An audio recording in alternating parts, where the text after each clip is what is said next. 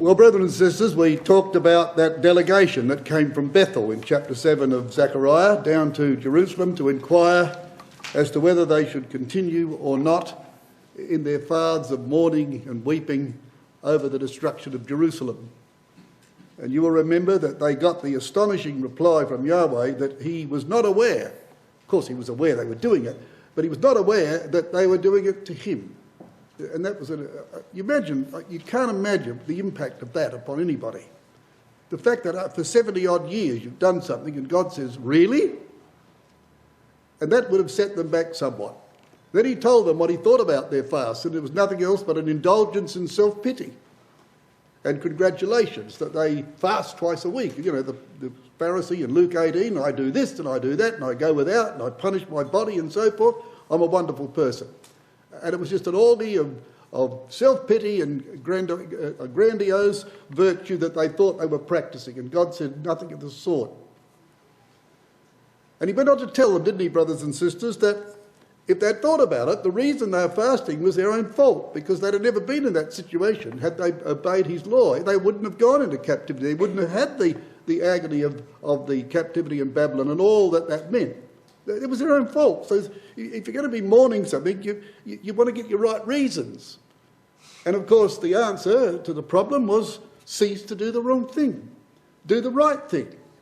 And that will be your own answer. And that, of course, comes at the end of chapter 8, because chapter 8 spills over, of course, into this particular question. And you would, of course, gone home a bit depressed, I think, last time, because it's a pretty negative chapter and it was pretty challenging, brothers and sisters, as to our own motive. But tonight's different.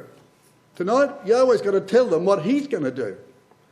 And Zechariah is a very, very powerful and positive chapter about the glory of the future age, brothers and sisters. What he will do. Not what they will do, but what God will do. And they can join in, he says at the end, when they finally get their answer to their question, and he had to wait till the end of chapter 8 to get the answer. You can join in with that when you join in with what I'm doing, he said, not what you're doing. And he is going to change the face of the globe. And a wonderful change, brothers and sisters. It really is.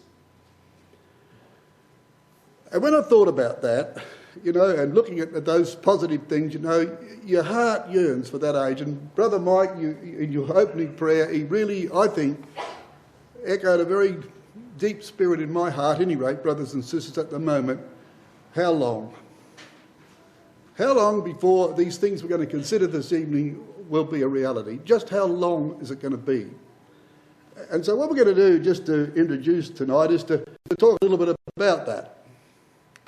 Just a little bit of current affairs, because we're going to learn about the Jerusalem being a city of truth, boys and girls playing in the streets, old men and old women without fear, of course, mingling with the population and so forth, the world pouring into Jerusalem, Jewish people being hosts, now despised, of course, looked upon as honourable people and not despised. We're going to see all of that. And when you look at that being, and when you look at these references up here, brothers and sisters, a combination of three of them.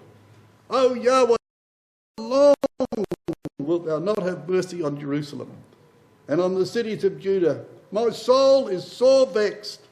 But thou, O Yahweh, how long? We see not our signs. There is no more any prophet. Neither is there any among us that knoweth how long. O God, how long shall the adversary reproach? Shall the enemy blaspheme thy name forever? You understand your faults. We've all got our weaknesses and our secret sins which we're ashamed of, and we pray for forgiveness and all of those things. But I think we got this in common. I certainly have got this in me, at any rate.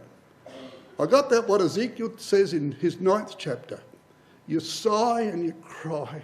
All the abominations that are done in this world. Unspeakable things that are going on now that is not really proper for me even to mention from this platform. It would be offensive to some people. And yet it's everyday talk. It's not talked about as we're going to condone evil. No, it's no longer evil. It is the honourable thing to do.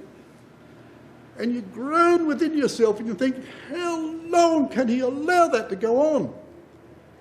And you think of your own faults and you think, well, who am I to condemn anybody? But we have this consolation, brothers and sisters.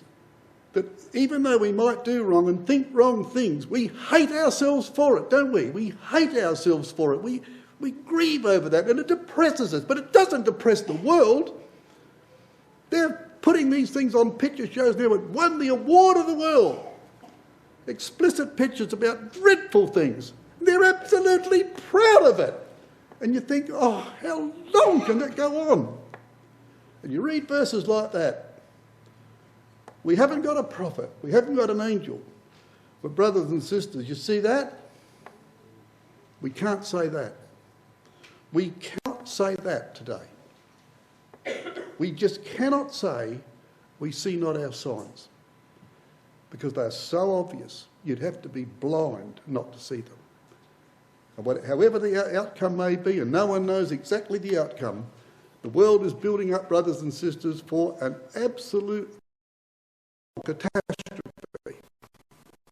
The whole thing is going to explode in bloodshed, in violence and hatred and evil. There's nothing more prominent than that. So we cannot say today we don't see our signs. Now look at this one.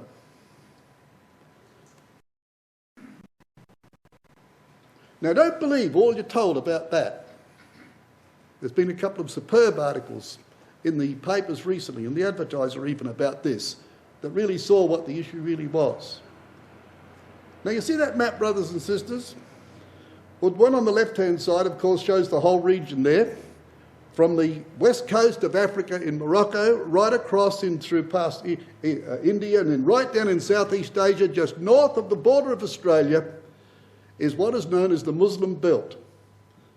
And from the rim of the western rim of Africa right through to Indonesia, there are 1.2 billion Muslims. You know, ironically, there's 1.2 million Chinese and there's 1.2 million Catholics. Seems to be a popular figure, doesn't it? But of course the Chinese are different, aren't they? We've got so many of them in this place, and we do love them. But these people are mad. These Muslims are crazy.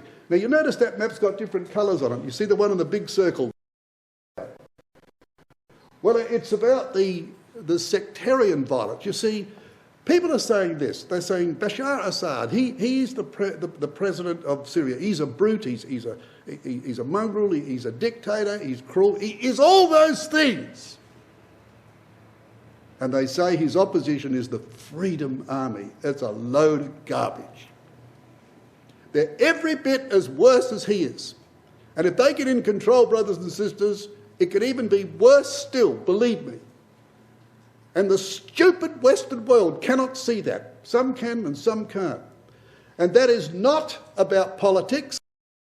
With politics, it's got to do with religion, and it's a sectarian violence between the two divisions of the Muslim world. That's what it's all about. The whole thing is about that. And day by day, the proof of that's becoming obvious. Now on that map, you've got the light pink and the dark one, the dark colour. And the dark colour is in majority. Now there are Sunnis and there are Shiites, okay? Who are they? Well, you see, it all happened way back in the 600s when Muhammad, the irrevocable rule was that his successor, the Caliph of the Muslim world, must be the very first in the bloodline of Muhammad, number one. Well, there was two of them. They should have had a test, I suppose, of their blood, but anyway. So there were two claimants to that throne. And that divided the Muslim world right after the death of Muhammad, way back in those years, as that says up there, over 1,300 years ago. That all happened. That's, of course, when this particular map was put out. That was about... So 1,300 years ago, it all happened. And you see, where you see that dark colour is the only place where the Shiites are in a majority. And they are basically Iran and Iraq. They are where the Shiite majority is. The rest, from Morocco right across, they're not all Shiites, of course. There are Sunnis in with them, and there are Shiites scattered within the Sunnis. But we're talking about majorities. And where the majority is Iran and Iraq. And all the rest are majority And now it's the Sunnis who are going to bring this great long fight over all those years to a climax. And that's what that fight is all about. And it's not only happening there.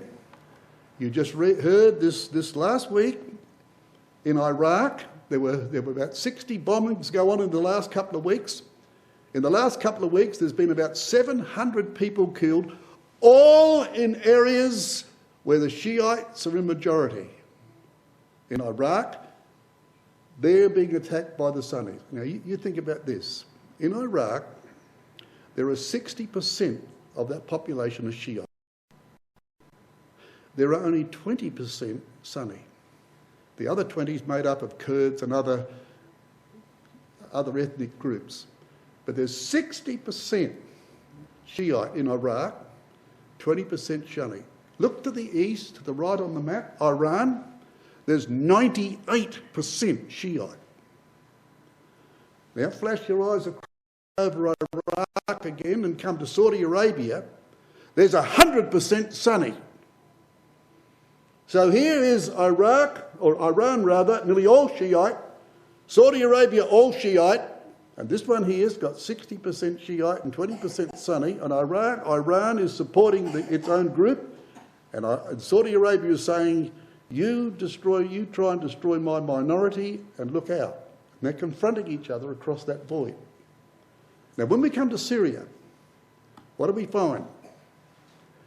Well, you see, in Syria, Mr. Assad, the Alawite, now that means he's of a minority sect which is related to the Shiite. So he's basically a Shiite. But he leads this group of people in Syria, of whom the population is made up of just 17%. 17% Shiite. And 76% of that population is Sunni. And guess who the Free Army is pouring over the border? Sunnis. Now the other problem is that just if you move towards the west again from Syria, you've got Lebanon, haven't you? Which borders, of course, on the Mediterranean coast. Tiny strip of land there. And in there is Hezbollah. Who are they? Well, they're, of course, one of the terrorist groups of the Arab world. But they're Shiite. And they're being attacked now by the Sunnis in Lebanon. Now, brothers and sisters, what does all this mean to us? What does that mean? Well, it means this. That Yahweh says, and we read in Zechariah here, he says, I am jealous for Zion with a great jealousy. Now, the Shiite, the Sunnis, the Alawites have one thing in common, one thing only. They have it very much in common. They hate Israel. They hate Israel with a perfect hatred. That's the only thing they've got in common.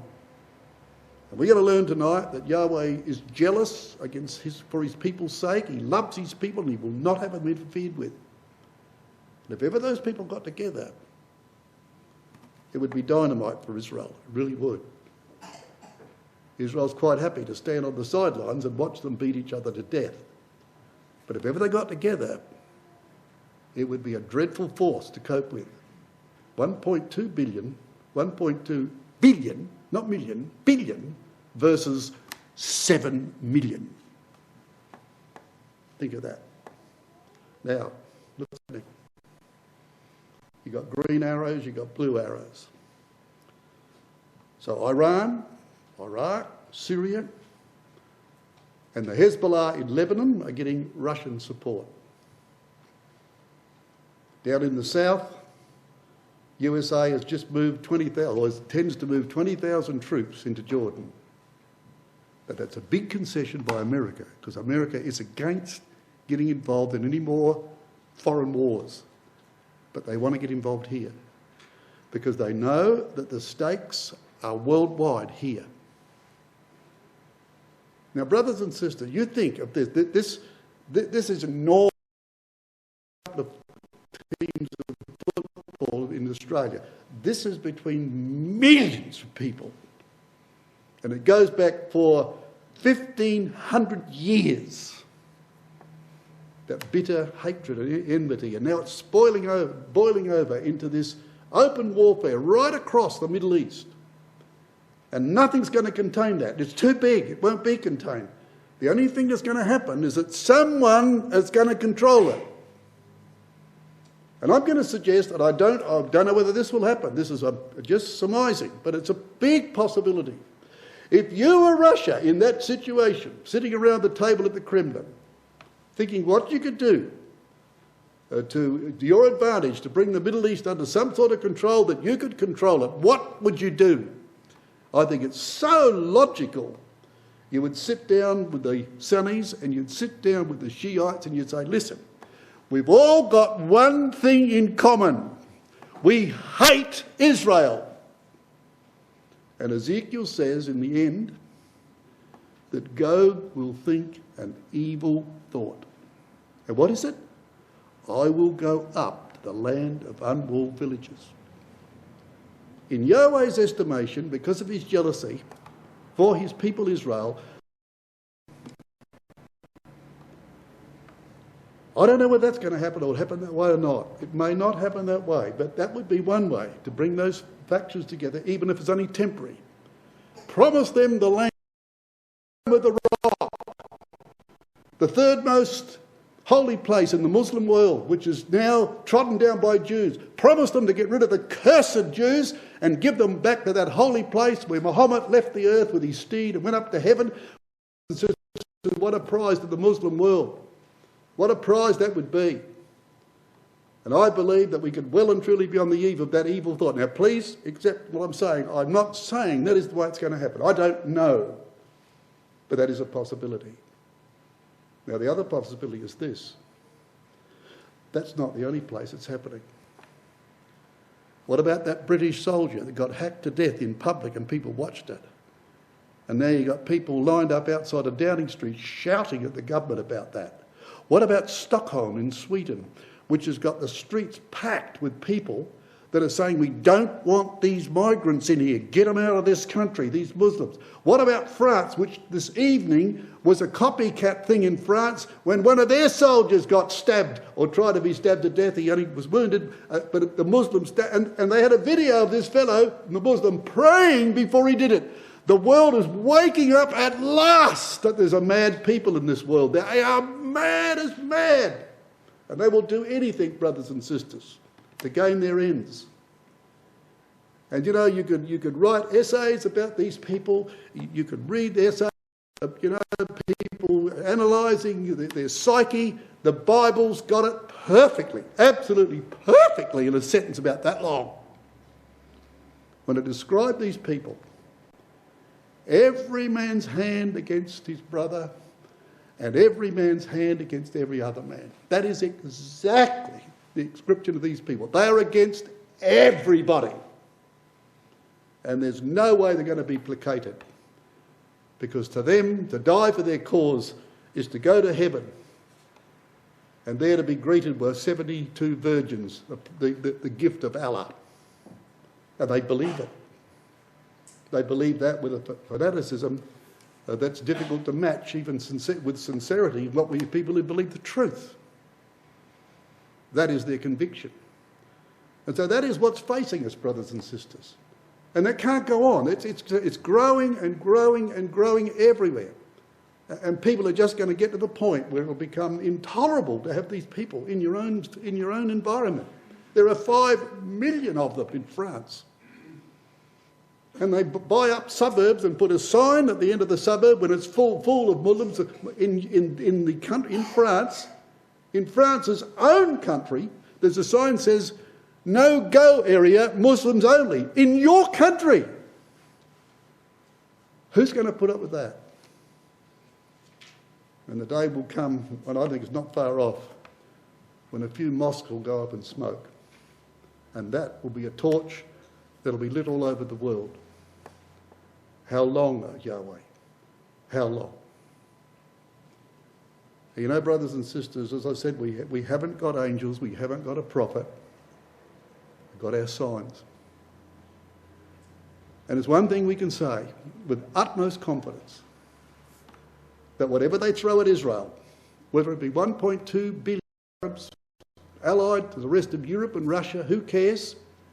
One thing we can say with absolute confidence, they will never, ever, ever, ever, ever destroy Israel. And when Israel's on its last legs, Deuteronomy says that, when their strength is all gone, 2/3 of the people killed in Jerusalem, Jerusalem reduced to rubble, and Russia's about to issue the coup de grace and to finish that nation once and forever, then he will come. He will come, brothers and sisters, and we will see him. And our hopes and aspirations will be fulfilled. And we will actually stand on this earth with Jesus Christ our Lord. It's an incredible thought. That's what Zechariah 8's about. It's an exciting book, brothers and sisters. And Zechariah 8 is full of those positive things that are going to happen when our Lord comes.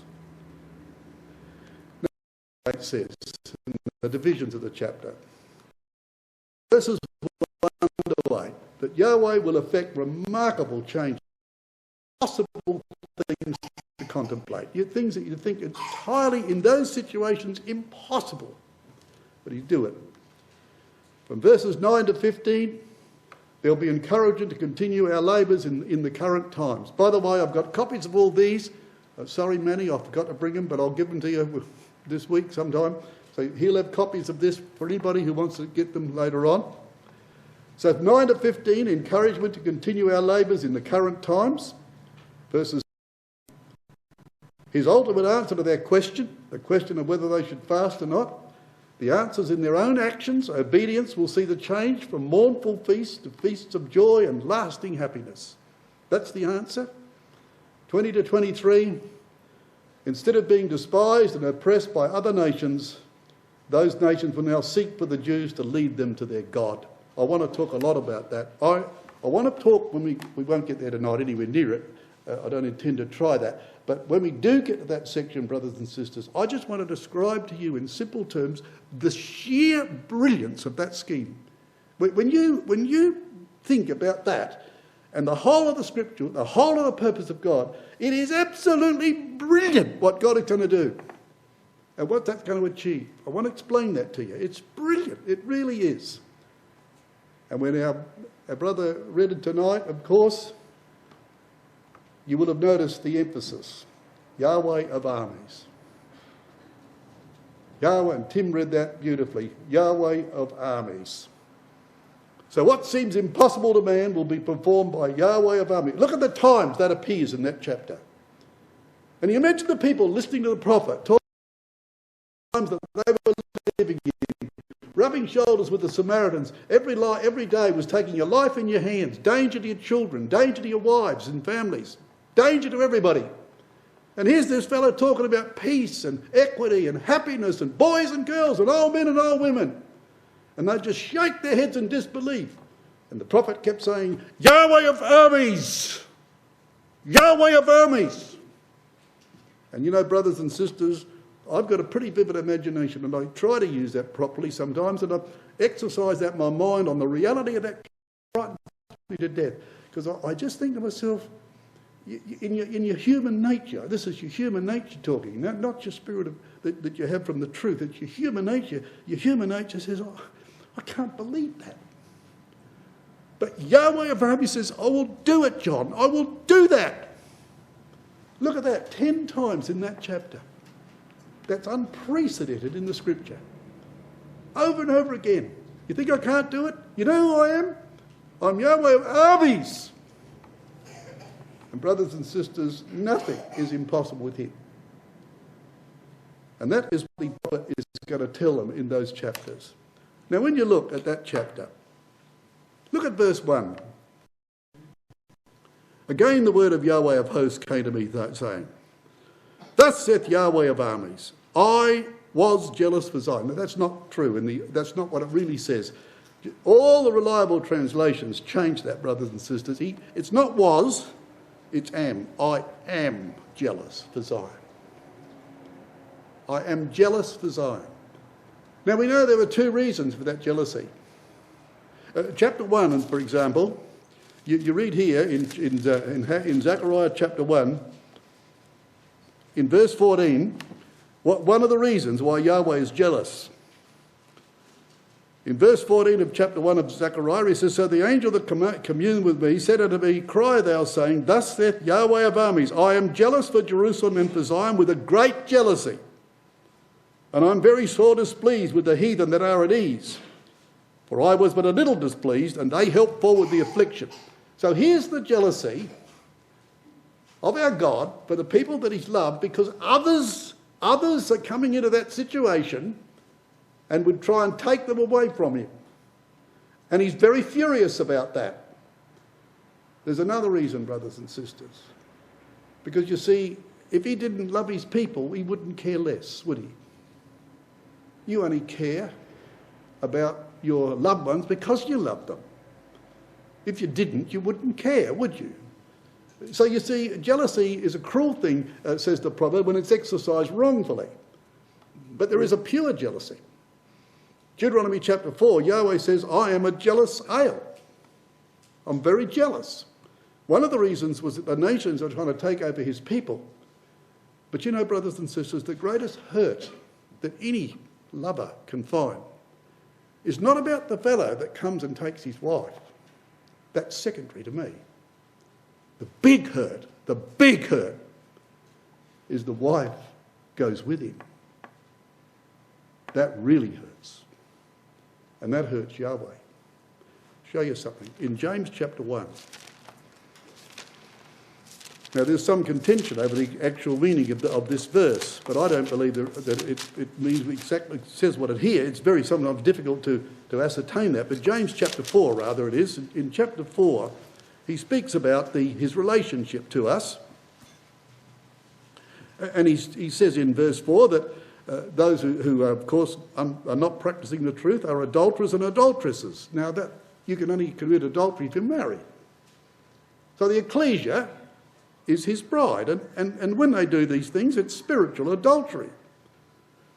And he says, ye adulterers and adulteresses, know ye not that the friendship of the world is enmity with God? You're God's enemy.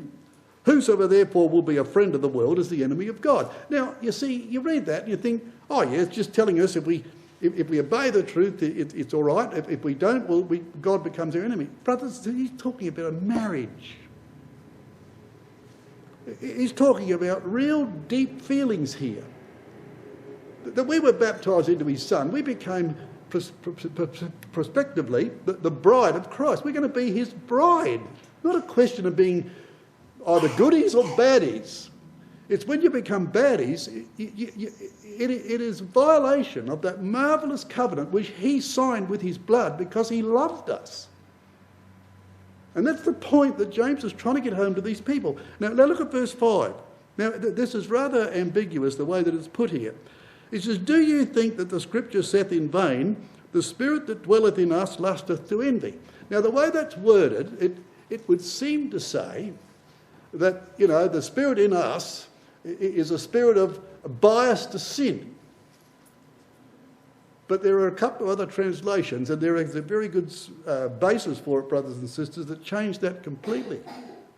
And I think the context is better understood this way, and I'll read it now from the RSV, and this is what it says. Or do you suppose it is in vain that the scripture says, he yearns jealously over the spirit which he has made to dwell in us? So Yahweh has put into our hearts a spirit of truth, not the Holy Spirit, I'm not talking about those sort of things, but an attitude. He's put into our hearts an attitude that has brought us close to the truth. We look at it, brothers and sisters, and we think what a marvellous thing it is. We study our Bibles. It makes a lot of sense. We see some marvellous things in it. Our heart just bursts in gratitude. And we learn to love the God that wrote that. And he put it there. He put that spirit there. We would never have that if we thought naturally. We would never. The highest points of my life are at my desk. There's no higher point in my life than when I get to that desk and I get immersed in something like this and the spirit soars and you think, my, what a remarkable book this is. And you bow your head and you thank your God for the love that he's shown. Well, that's the spirit he's put in us. Now, when we abandon that, he's jealous. He might be jealous against the nations for taking us away, but I believe he's more jealous if we abandon the truth that he's put in our hearts. That's what I think that verse is saying. He's very jealous if we turn away from that which he's put into our hearts. And I can understand that. And you can understand that. Because you, in measure, we've all had our thrills in the Bible, brothers and sisters. If you haven't been able to do it for yourself, and that's no shame, because not everybody's endowed to do that. But if you've absorbed it from Brother Thomas, Brother Roberts, Brother Carter, or whatever, Brother Peirce, or whatever, if you've absorbed it, brothers and sisters, and it thrills you, and it ties you to your God in a deep, reverential love, then he's very jealous if that waxes and wanes. So you see, he's jealous for Zion with a great jealousy. Jealous, first of all, because the nations are trying to take them away and destroy them, and more so because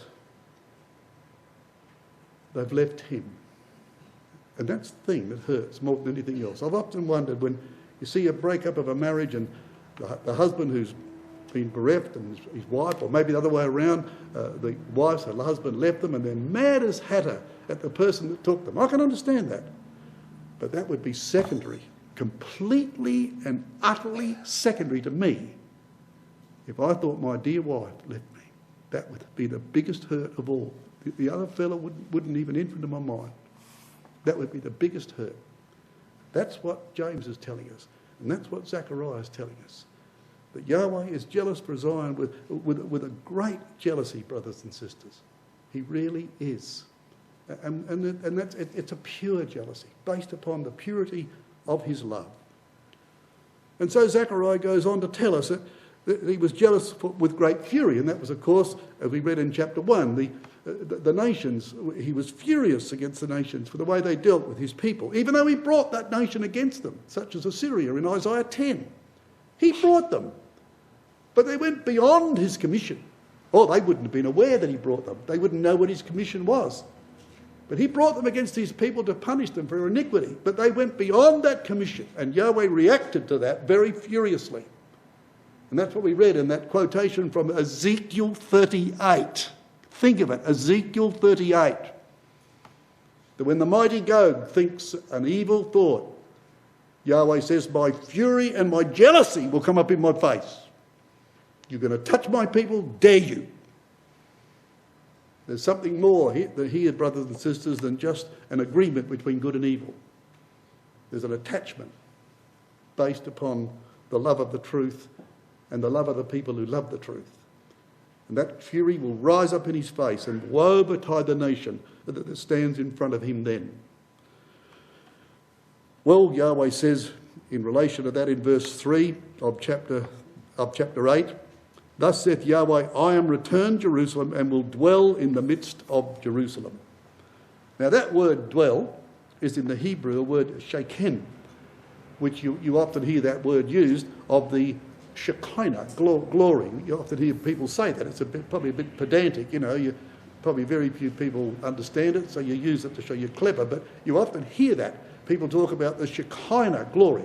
It just simply means the dwelling glory. So we're talking about the Shekinah glory, we're talking about God be dwelling in Jerusalem. Take him out of it and there's no glory, is there? So he's coming back to Sheken, to be the Shekinah glory in the midst of that nation. And Jerusalem's going to be called a city of truth. A city of truth. Have a look at Isaiah 50. Don't lose Zechariah, keep a paper or something in there. Isaiah 59, it was anything but a city of truth.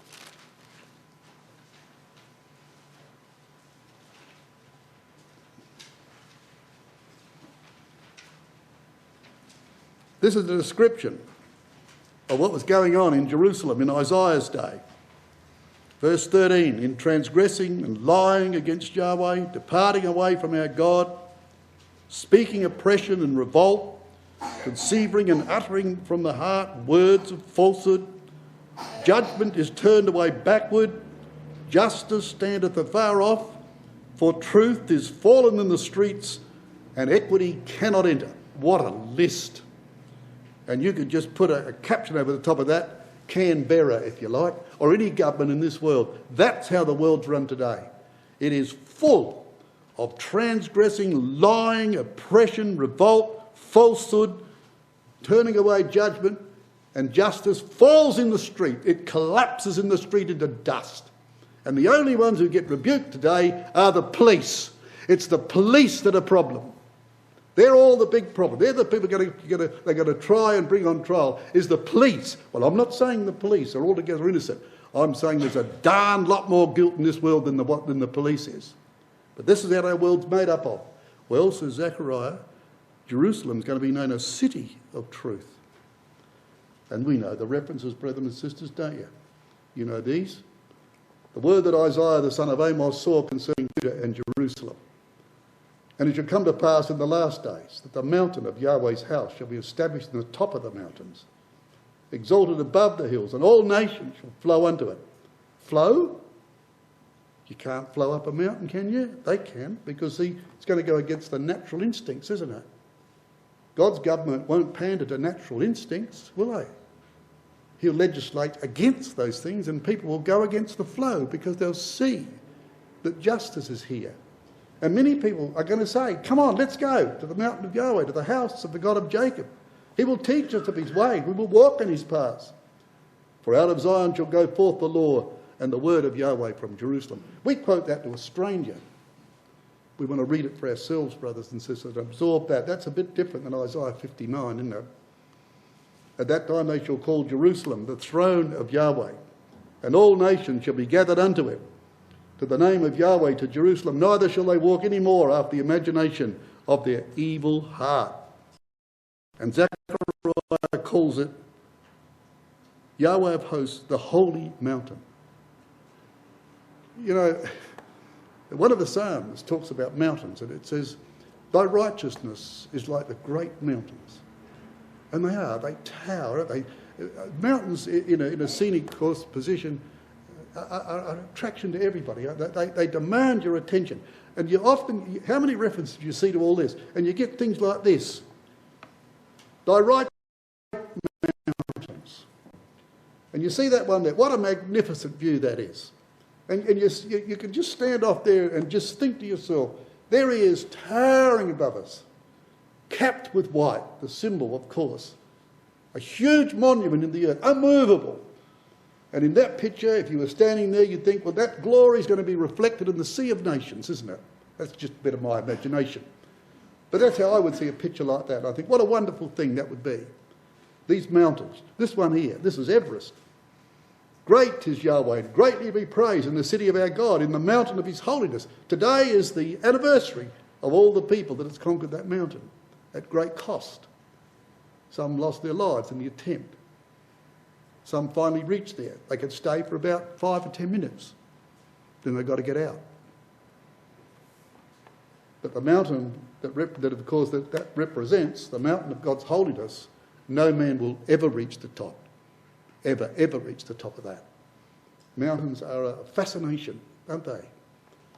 And so the prophet Zechariah sees that is going to be the future of the age we're going to live in, brothers and sisters. We're going to see Yahweh towering up, and no man's going to climb to that summit. Jesus Christ got there with his Father's help. No one else is going to get there. And God will be aloof from all, and yet he will shine upon it. He'll be reflected in the world. The Shekinah glory will be among us in the presence of his Son. It's a marvellous thing. And then in verse 4, now you imagine, as I told you last time, you try and imagine this. To these people, at this time of history, the temple now is in the process of being constructed. It's only a couple of years before its completion. Things are on the move again. The Samaritans have been quietened down by the authorities in Persia and told to mind their business and let the Jews alone. And there's relative peace, but it's simmering, isn't it? And these people are rubbing shoulders with them. As I said, they don't live over here and the Jews live there. They all live together. And when you went to work, you had your eyes over your shoulder, and there were whispers, and I'm quoting now Nehemiah, they were coming together and saying, hey, they're everywhere, they're behind us, they're going to get us. And that rumour was going around, and Nehemiah had to squash that. And when it came to building the walls, brothers and sisters, what did he do? He took a man and his family and his little kids, that he loved dearly, and he said, your house is here, is it? Yeah. He said, well, this is your part of the wall here. You leave that alone. There's a hole there, won't there? Be right in front of your door. That man would go to work, brothers and sisters. He'd work 14 hours a day to make that wall, wouldn't he? Till he fell asleep. Because that's the safety of his wife and his children. And here's Zechariah talking about the fact that, you know, old men and old women are going to be walking around the street with a staff like that, perfectly safe. They'd think Zechariah was mad. They'd think he was crazy. They were in mortal danger every day. When the builders went to build the wall, some men just stood by with spears and of course with their sticks and everything and their swords, while the others had a trowel. Others had a trowel in one hand and a sword in the other. And you got an old man and an old lady walking down the main street full of these Samaritans? Come on. It would be unheard of. It'd be like the Jews sending their kids for a picnic into the Gaza Strip. It's nonsense. And these people would think, goodness me. And no wonder he kept saying, Yahweh of armies will do this. Oh, yeah, okay. And they'd be assured that, well, I hope they'd be assured that if he didn't, who's going to? Well, they're not going to accomplish that. You know, old men and old ladies are going to be there. Unthinkable. Look at Jeremiah 31. Look at this. Now, what does Jeremiah 31 strike a chord in your mind, eh? Well, this, of course, is the new covenant, isn't it? Jeremiah 31, verse 31, of course, is about the new covenant. But in verses 11 and 13, it says there, for Yahweh hath redeemed Jacob, in verse 11, and ransomed him from the hand of him that was stronger than he. Therefore they shall come and sing in the height of Zion, and shall flow together to the goodness of Yahweh, for wheat and for wine and for oil and for the young of the flock and of the herd. And their soul shall be as a watered garden, and they shall not sorrow any more at all. Then shall the virgin rejoice in the dance, both young men and old together. For I will turn their mourning into joy, will comfort them and make them rejoice from their sorrows. So you see, it's going to happen. But you see the basis of it? The new covenant in Jeremiah 31. Not like I made with your fathers in Horeb, he said. Not like the law. This is different. What's the difference? The one massive difference is Jesus Christ. That's the difference. The Lord came. He shed his blood, brothers and sisters, in our nature. Took it all on himself as our representative to prove to us all that mortality is not only right, but all that it brings. Old age, when all your ailments come, if it's not your ears, it's your eyes. If it's not them, it's your teeth. If it's not them, it's something else. And so on and so on. He died to show us that God is right, that that's what should have happened. And he stood alone in that, and he did that, and never simply, not once did he sin. Never did he give into that nature. That's what the new covenant is about. And that's going to put old men and old women and children in the streets of Jerusalem in perfect safety. That's what it's all about. That's why that quotation is in Jeremiah chapter 31. Now, verse 6 of the 8th of Zechariah says this.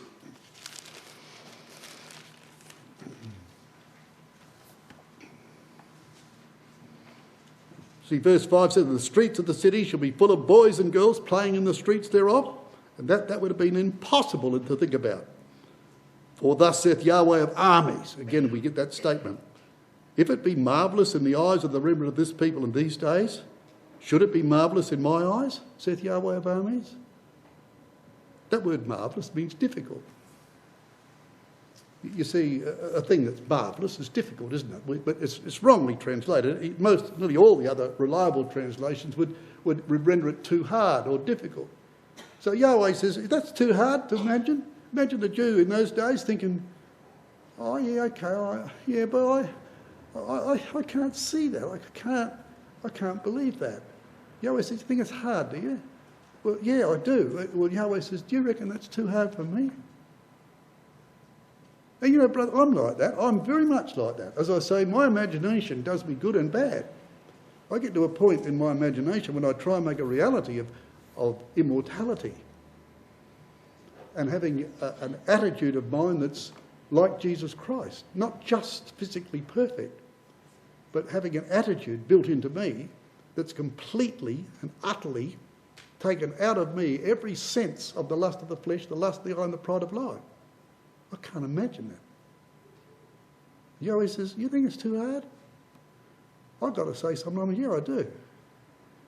I think about my loved ones who I sometimes think about passing of those we loved many years ago, but my relations that are dying in their grave, and they're just bones, probably less than that, some of them. Yahweh says, you reckon that's too hard for me? And my heart, my natural man says, yeah, I reckon it's hard. I mean that. If you're not careful, you could imagine yourself out of the truth if you don't keep that in mind. But Yahweh says, you know who I am? I am Yahweh of armies. And he hasn't got 1 and 2 in his army. He only needs 1 or 2.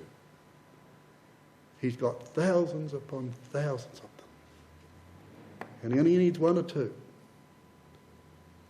And when the great prophecy of the Lord Jesus Christ being born of a virgin, who's going to believe that? Could you believe that? Well, you do believe it. Of course you do. It's in our statement of faith. But you think about that. This woman's never known a man. And she's going to have a child. And Isaiah says, unto us a child is given. Unto us a child is born. And unto us a son is given. So he was our child. He wasn't our son. He was our child because he was born of a woman. But he was not our son. Unto us a child is born. But unto us a son is given. What's it got to do with this? You know what the next verse says? The zeal of Yahweh of armies will do this. That's your answer. And you've got to forget about the mechanism of nature and the natural processes. You've got to forget about that. And you have to believe the impossible. And you know, brothers and sisters, when that message was sung on the hills of Judea at the birth of our Lord, think of this. When that message was sung and the shepherds were out there in the field and that was announced, there appeared to the shepherds 1 angel. 1. And he said, unto you is born this day in the city of David a Saviour, which is Christ the Lord. That's Luke 2 verse 20. 1 angel said that. Unto you is born, unto us a child is given. Unto you is born this day in the city of David. He's a human being, which is Christ the Lord. You know what the next verse says? And suddenly there was with the angel a multitude of the heavenly host saying, glory to God in the highest, and on earth peace and goodwill toward men. Just imagine what that scene was doing. I believe this is exactly what it was doing. So the shepherds, humble shepherds out there, did they understand the things of nature? You know, the breeding of their sheep, the birth of the little lambs. They saw all those processes. They knew about human nature. They all knew that by experimentally. And here we're being told by this 1 angel that we're going to have a child. And somehow or other it's going to be miraculous. It's going to be in the city of David. And he's going to be called Christ the Lord. And when we can't believe it. And all of a sudden the heaven is full of this army saying, we're here. The zeal of Yahweh of armies will perform that. Oh, wow. And they ran away, didn't they? To tell the good news, brothers and sisters, because they know that invisible for a moment, but now visible to them, the whole heaven, the 12 legions up there, as Jesus called them, were up there to do nothing else to make sure that happened. Just think of that. Is it too hard for me? And you know where that expression is used, brothers and sisters? It's used of the birth of Isaac. You know about the birth of Isaac. They waited 25 years, Abraham and Sarah, after they'd come into the land. The boy didn't come for all those years. And dear old Sarah passed on, of course, and on into old age. It got to the stage, of course, where her natural processes dried up. She was, of course, beyond the stage of having children. It was impossible. Paul says that Abraham considered his own body now dead when it really wasn't, because he produced children later on through Keturah. But the next sentence says, and the deadness of Sarah's womb. And her womb was stone dead. And Yahweh said to them when she laughed, Is anything too hard for Yahweh? Same word as here, marvellous. Is that too hard for me? And lo and behold, the boy was born. Oh yes, it came naturally, union between a man and a woman, but unnaturally because the woman was way beyond that stage where her natural body couldn't even feed that child, unborn child. But it did. Don't ask any physician today how it happened. Don't ask them. They won't know, brothers and sisters. They got no explanation any more than we have.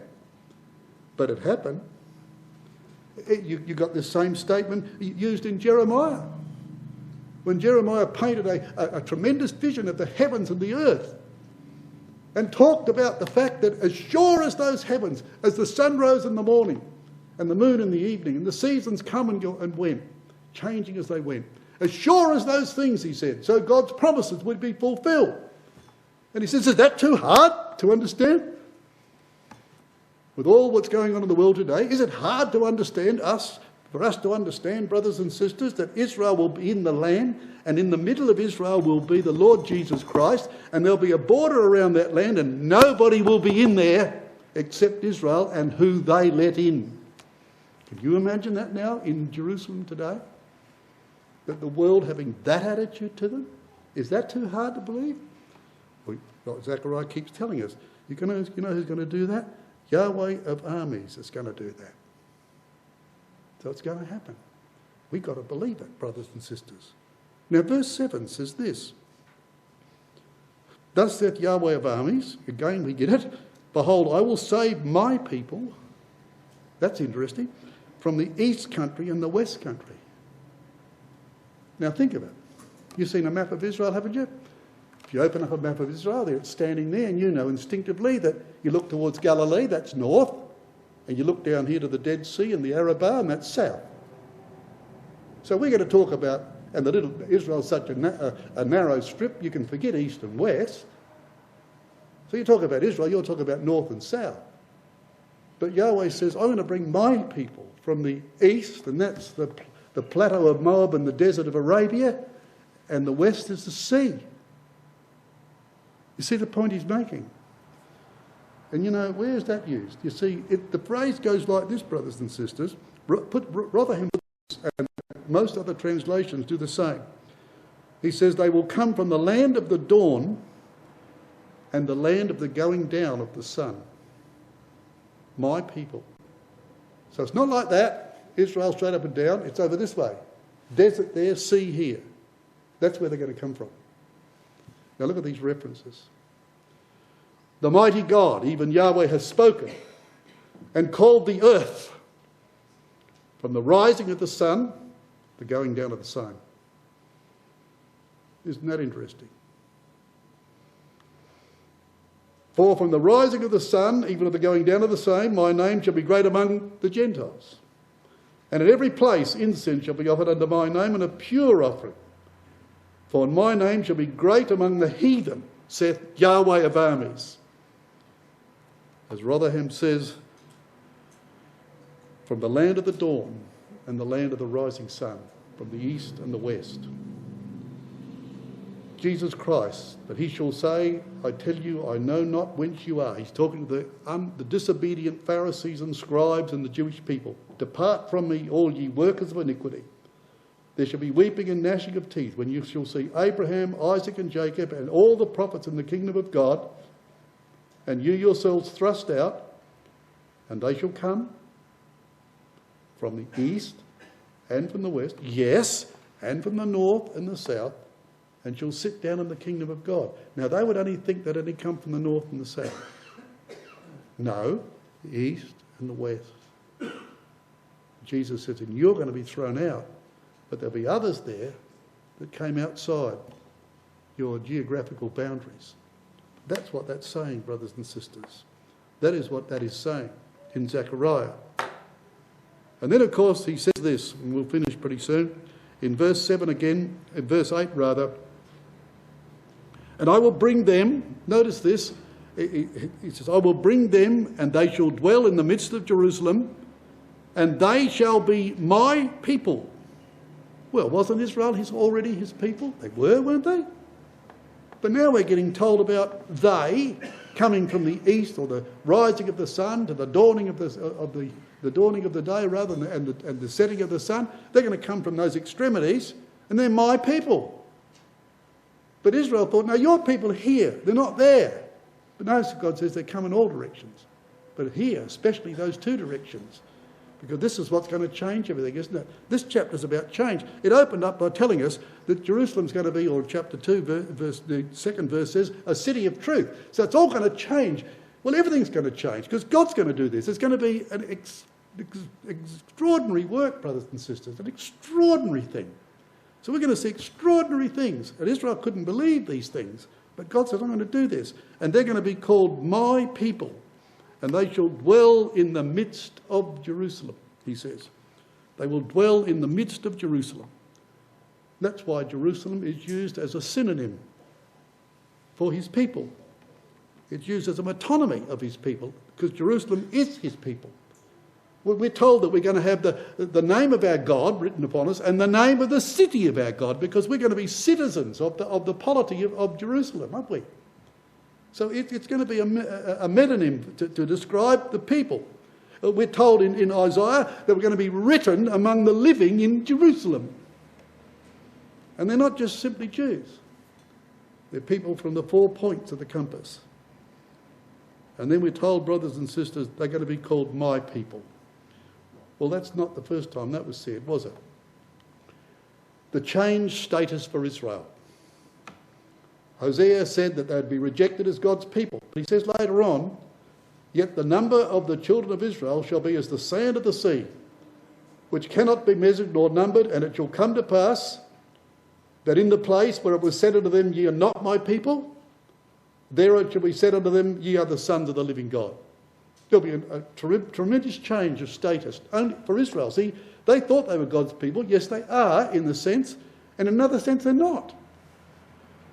Because of their character, their characteristics proved they were not his people in that characteristic sense. But in the sense of the promises to their forefathers, they were always his people. But now they're going to be his real people. They're going to really be changed, aren't they? Look what Paul does with that quote. A changed status for Israel and the Gentiles. Here's Paul's quotation of that verse.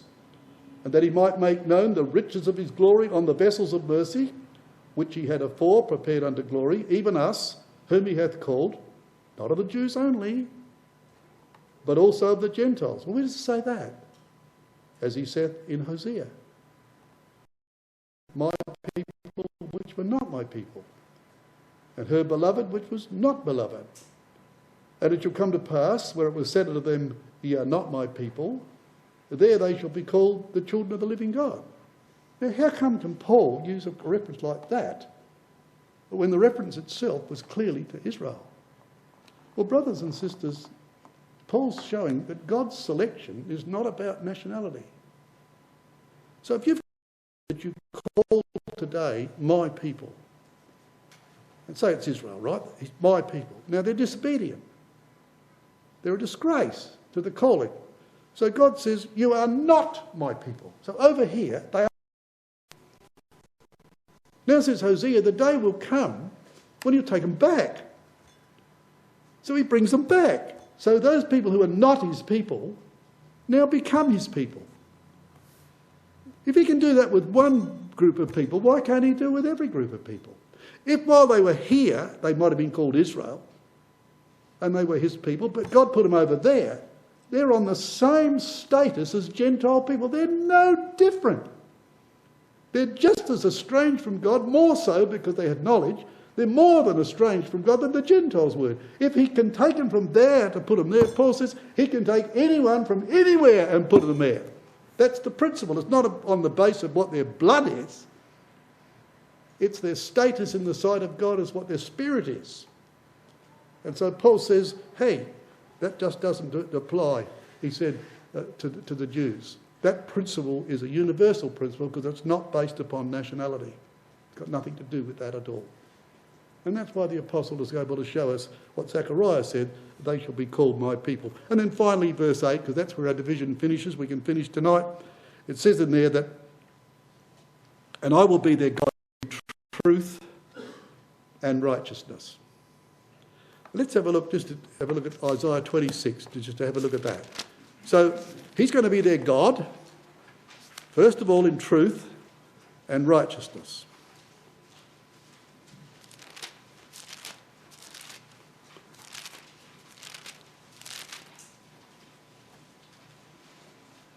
Now, we won't turn the other reference up in relation to this one, in Isaiah, but just let me tell you this. Isaiah was a prophet who was contemporary with Hezekiah, okay? When Hezekiah called his Passover, and he invited all Israel, north and south, to his Passover, it says that when they came together, there was things that were done not according to the law, but the good Yahweh winked at that because it was impossible under the circumstances to change it. People weren't doing anything evil, but they weren't keeping the law or the letter of it. But he says, don't worry, Hezekiah, it's the spirit that counts. So he got his people together, and they offered a burnt offering upon the altar, which was total dedication to God. Head, fat, flesh. With all your heart and soul, with all your heart, with all your soul, with all your strength. And that was consumed as a total dedication to God. And it says, all the time that the burnt offering burnt, the priest sang the song of Yahweh. What was that? They sang the song of Yahweh, it says. Now, we don't know from Chronicles, chapter 29, 2 Chronicles 29, what the song was. It's here. Here's the prophet that was there. In that day shall this song be sung in the land of Judah. Won't be sung anywhere else. It's only going to be sung in one place. And the song is, we have a strong city. Salvation will God appoint for walls and bulwarks. Open ye the gates, that the righteous nation which keepeth the truth may enter in truth and righteousness. Now, they couldn't sing that in Samaria, could they? They couldn't sing that in Bethel, because it wasn't being done up there, was it? It's got to be sung here, in this place. So Isaiah says, we have a strong city where this song's going to be sung, but we're not going to ban anybody.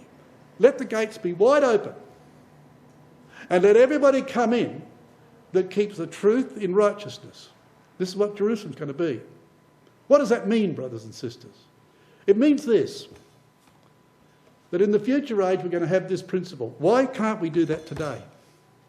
Why do ecclesias have to do something different than that?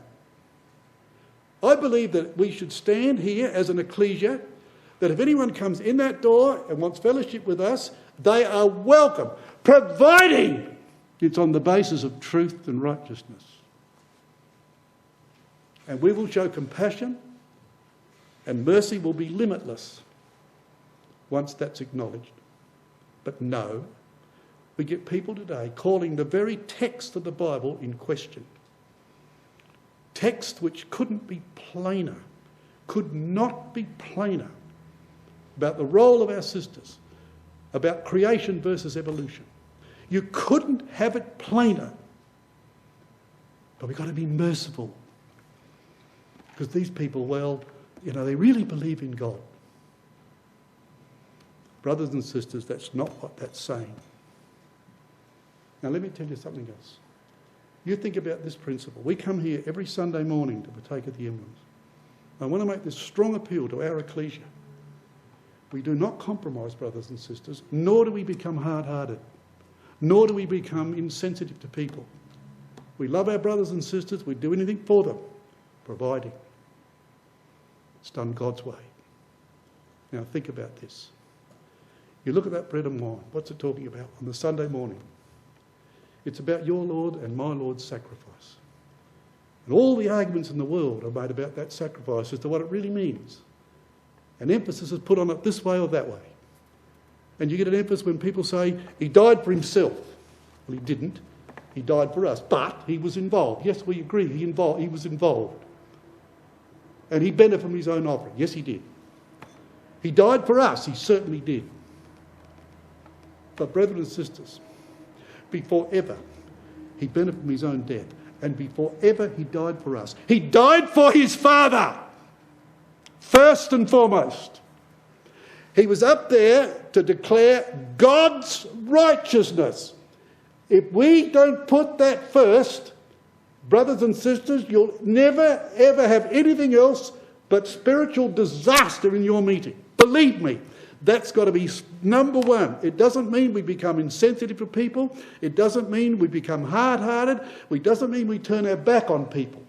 But it means we will do what we can for anyone as God has done for us, as long as truth and righteousness are the strength of that city. The gates are open. But they're not open if they're not. That's the issue. And that's how Zechariah says God will do it. Jerusalem will become a city of truth.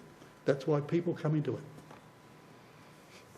And when they come into it, they don't come in there as Hindus or Buddhists or Shiites or Sunnis or something else.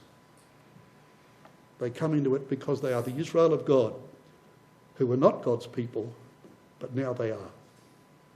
And that, brothers and sisters, is the principle, I believe, that we're learning in those first 8 verses of Zechariah.